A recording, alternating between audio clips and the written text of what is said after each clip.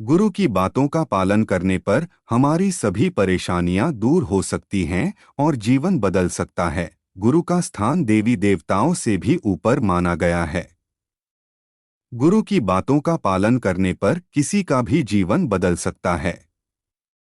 एक लोक कथा के अनुसार पुराने समय में किसी गांव में एक चोर ने विद्वान संत से कहा कि आज से आप मेरे गुरु, लेकिन मैं चोरी करना नहीं छोड़ सकता क्योंकि यही मेरा काम है। गुरु ने चोर से कहा कि ठीक है, अब से तू मेरा शिष्य है। मेरी एक बात ध्यान रखना, सभी महिलाओं को अपनी माता और बहन समझना। चोर ने ये बात मान।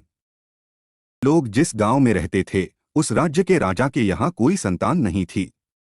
इस वजह से राजा अपनी रानी से गुस्सा था और रानी के अलग महल में रहने भेज दिया था। संतान न होने की वजह से रानी भी बहुत दुखी थी। एक रात चोर रानी के महल में चोरी करने पहुंचा। रानी ने देख लिया कि चोर महल में घुस गया है। महल के चौकीदारों ने भी चोर को देख लिया और उन्होंने राजा को खबर दे दी। रानी ने चोर से कहा कि तू यहाँ कैसे आया है? चोर ने जवाब दिया कि मैं घोड़े से आया हूँ। रानी बोली, मैं तेरे घोड़े को सोने चांदी से लदवा दूंगी, बस मेरी एक इच्छा पूरी कर दे। चोर को अपने गुरु की बात याद थी। वह भागा नहीं। उसने कहा कि आप तो मेरी माँ समान हैं। मुझे पुत्र समझकर अपनी इच्छा बताएं। मैं चोर हूँ, लेकिन मेरे बस में होगा तो मैं जरूर पूरी करूंगा। राजा ये सब बातें सुन रहा था। चोर की अच्छी बातें सुनकर बहुत खुश हुआ। उसने चोर को दरबार में बुलवाया और कहा कि मैं तुझसे बहुत प्रसन्न हूँ, तू मांग ले जो चाहता है। चोर ने कहा कि राजन, आप महारानी को अब से अपने महल में ही रखें, उन्हें दुख न दें। राजा ने चोर की बात मान ली।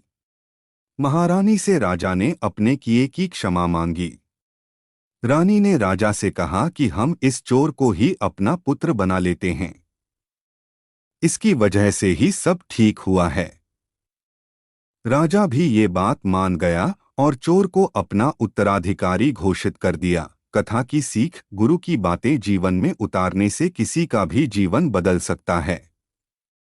चोर चोरी करता था, लेकिन उसने गुरु के उपदेश को ध्यान रखा और राजा रानी उससे प्रसन्न हो गए।